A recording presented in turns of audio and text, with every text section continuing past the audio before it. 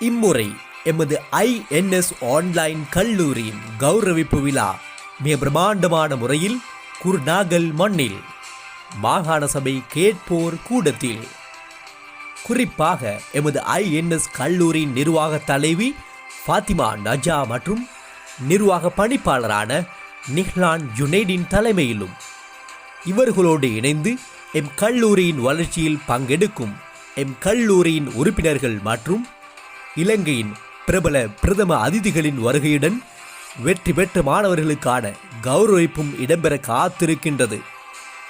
அத்தோடு பல சமூக சேவைகளை செய்து வரும் எம் INS கல்லூரி பல ஏழை மாணவர்களின் கல்விக்கு தோள் கொடுக்கும் வகையில் பல உதவி திட்டங்களையும் வழங்க காத்திருக்கின்றது.